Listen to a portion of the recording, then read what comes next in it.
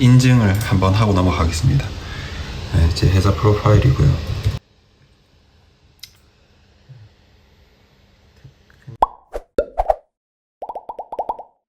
반갑습니다. 김성도준입니다. 제가 호주 대기업 입사한 지 1년이 됐습니다.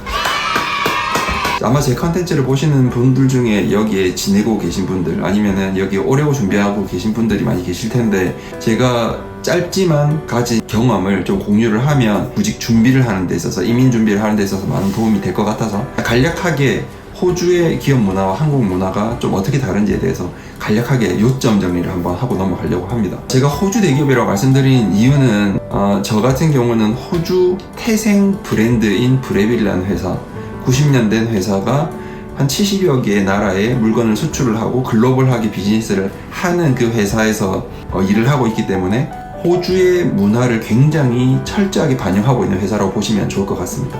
많은 기업들이 외국, 일본, 미국 아니면 각 유럽에서 호주에 진출을 해서 회사를 많이 설립을 하고 운영을 하고 있고, 아시아 태평양 APAC라고 하죠. 거점을 둔 기업들이 많이, 시드니에 많이 있기 때문에 회사는 굉장히 많다고 생각을 하시면 됩니다. 근데 호주에 뿌리를 둔 회사, 호주로부터 시작된 회사는 그렇게 많지 않다. 그렇기 때문에 제가 드리는 말씀이 아무래도 호주의 분위기를 잘 전달할 수 있을 거라 생각이 들어요. 우선 첫 번째로 말씀드릴 부분은 일하는 시간입니다. 한국은 54시간 일을 하냐, 나중에 60몇 시간에서 70몇 시간 하냐 마냐 이런 얘기들을 하고 있는데, 제가 지금 일하고 있는 업무 환경에서 들었을 때는 진짜 좀, 저도 옛날에 그렇게 일을 했지만 말이 안 된다는 생각이 좀 많이 들어요. 호주는 38시간 정도의 기준으로 일을 하고 있습니다. 그렇기 때문에 기본적으로 거의 38시간 언저리 내에서 업무 시간이 끝난다는 부분, 한 번도 더 길게 물론 늦게 미팅을 하거나 이런 일이 있을 수 있지만, 제 매니저가 저한테 항상 하는 얘기는,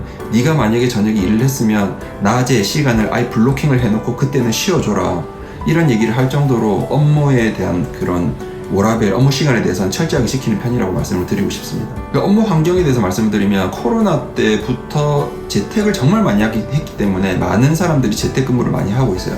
지금 요즘 분위기로는 한 2-3일 정도는 사무실에 가서 일을 하고 2-3일 정도는 재택근무를 하는 분위기가 일반적인데, 제가 일을 시작했을 때는 코로나가 갓 끝난 시점이기 때문에 그때는 거의 100% 재택을 하고 있던 그런 분위기였습니다.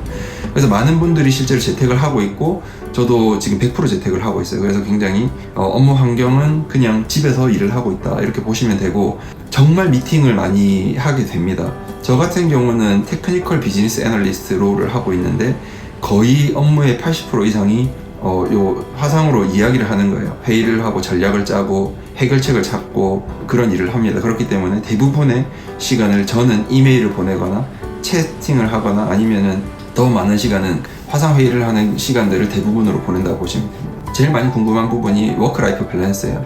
워크라이프 밸런스, 제가 말씀드렸던 것처럼 시간을 38시간만 일을 하기 때문에 그 시간 동안 열심히 일을 하고 나머지 시간은 개인의 시간을 보내시면 됩니다. 그렇기 때문에 워라밸은 그냥 저는 미쳤다라고 말씀을 드리고 싶고, 그 다음 궁금하실 부분은 페이에 관련된 부분은 제가 다음 영상에 제 실제 수입, 그리고 제가 얼마를 버는지를 전부 다 까발릴 거기 때문에, 궁금하신 분들은 구독을 아직 안 하셨다면, 이 영상을 처음 보신다면 구독을 하시고 기다려주시면 제가 제 연봉, 그리고 제가 왜 그렇게 벌 수 있는지에 대한 부분을 말씀을 드리려고 합니다. 세금 얘기를 아마 많이 들으셨을 텐데, 많이 번다고 무조건 실수령이 많은 건 아니다. 하지만 많이 벌면 좋은 점은 연금이 많이 쌓인다는 부분, 그리고 기업 같은 경우에는 10% 언저리로 돈을 주지만 기업마다 연금을 쌓아주는 레이트가 전부 달라요. 많이 주는 데는 17%에서 19%까지 연금을 주는 걸로 알고 있거든요. 그래서 제가 20만 불이라고 쳤을 때 한 2억 가까이 된다고 했을 때 매년 쌓이는 금액이 거의 3천만 원 이상이 쌓이는 회사도 있다. 그렇기 때문에 그 회사에서 5년만 일을 하면은 1억 몇천이 연금으로 쌓인다 라고 보시면 됩니다. 그렇기 때문에 연금이 호주에서는 굉장히 중요한 부분이고, 그만큼 세금을 많이 떼는 구간도 있다는 거, 그 부분을 좀 참고하시면 좋을 것 같고, 그렇기 때문에 연봉을 무조건 높이는 것보다 실수령액을 좀 감안해 가면서 연봉 협상을 하는 것도 중요한 부분 중에 하나입니다.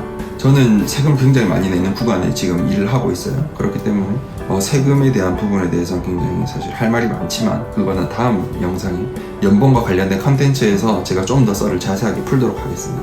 제가 이민자이기 때문에 영어에 대한 스트레스에 대해서 말씀을 드리면, 회사에서 처음 일을 하기 시작하면서 큰 조직에서 일을 하면서 좀 써야 되는 그런 표현들, 그걸 커뮤니케이션 하는 방식, 이메일을 쓸 때 어떤 식의 영어를 써야 되고 어떤 구조로 써야 되는지, 이런 부분에 대해서 제가 외국 기업에 대한 이런 경험이 없었기 때문에 좀 어려웠던 것 같아요. 그리고 이메일을 쓰는 방식과 표현하는 방식이 한국인이 표현하는 방식과 여기 서양 문화에서 표현하는 방식이 좀 다르기 때문에 그 부분 때문에 좀 적응하는 데 시간이 걸렸다? 그걸 스트레스라고 받으면은 스트레스일 수도 있을 것 같아요. 2개월 정도 시간이 걸린 것 같습니다.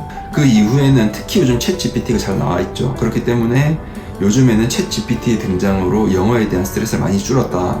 하지만 의사소통을 하는 국어적인 부분에 있어서는 내가 그 분야의 전문가라면 그 관련된 영어는 어느 정도 할 수 있을 것이고, 내가 유창하지 않더라도 충분히 의사전달이 될 거기 때문에 내가 원어민 수준의 영어가 아니더라도 그 업무적인 스킬이 있다면 그 상대방 같이 대화를 나누는 쪽에서 충분히 감안을 하고 들어줄 수 있다.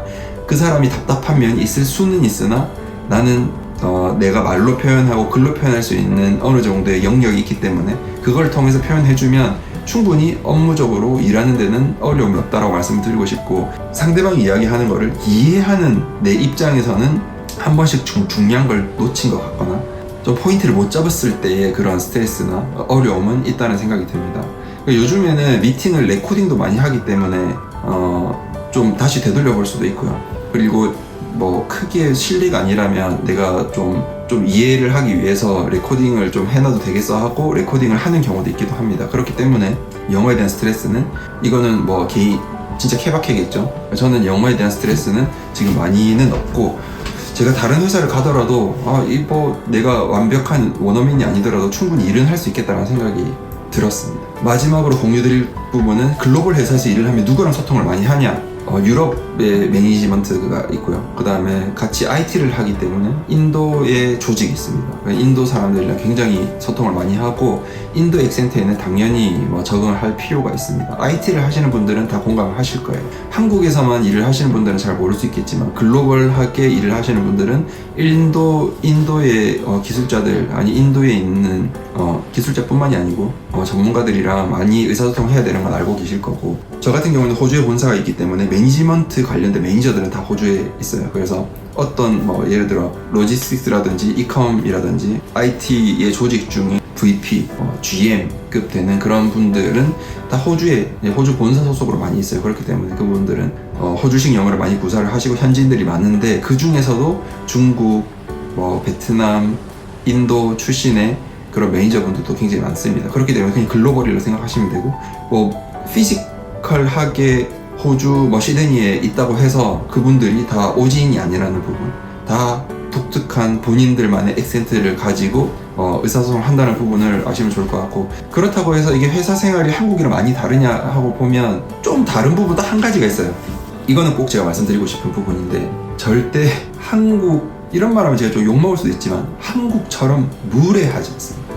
굉장히 좀 거슬리게 들리시는 분들이 많이 계실 거예요. 한국에서만 느꼈을 때는 제가 몰랐지만 이렇게 전부 다 글로벌하게 모여있는 조직에서 일을 하다 보니까 한국에는 감정적인 표출이 많았구나라는 생각이 좀 들었습니다. 문화에서 드러나는 부분들이 분명히 있습니다. 그렇기 때문에 좀 더 한국은 좀 감정적인 표현이 좀 잦다. 그리고 상하 관계에 대한, 지금 많이 바뀌고 있다는 것도 제가 알고 있지만 상하 관계에 대한 이런 부분도 아직도 철두철미하게 있어요. 말이나 언어적인 걸로 벽을 많이 무너뜨리려고 하지만 엄연히 상하가 존재하는 게 한국의 문화라고 보면 아무리 호칭을 매니저님, 누구님 해도 있어요. 근데 호주는 정말 제가 훨씬 높은 사람이랑 제 취미에 대한 이야기를 하고 잡담을 하고 내 유튜브 컨텐츠에 대한 얘기를 하고, 그 사람도 야 너 회사 일 말고 유튜브 요즘 컨텐츠 어떻게 돼? 구독자 많이 늘고 있어? 나 골프도 잘 치던데? 이런 얘기들을 서슴없이 진짜 편하게 이제 얘기를 할 수 있는 그런 분위기가 된다. 그리고 업무적이라고 무조건 상하로 야 무조건 해 이런 거라기보다는 그래도 좀 더 인간적인 어프로치가 더 많다라는 부분을 저는 문화적인 관점에서는 전달을 좀 드리고 싶어요. 그래서 제가 1년 동안 일을 하면서 느낀 이 부분에 대해서 간략하게 말씀을 드렸는데, 다음 영상에는 제가 받는 돈을 그대로 다 까고 제가 통장 내역까지도 까겠습니다. 그렇기 때문에 꼭 기대해 주시고 기다려 주시고, 또 제가 사연이 있어요. 제가 이렇게 연봉을 다 깔 수 있는 사연이 있습니다. 그 사연이 궁금하신 분들 꼭 기다려 주시기를 부탁드리겠습니다. 감사합니다. 경상도촌이었습니다.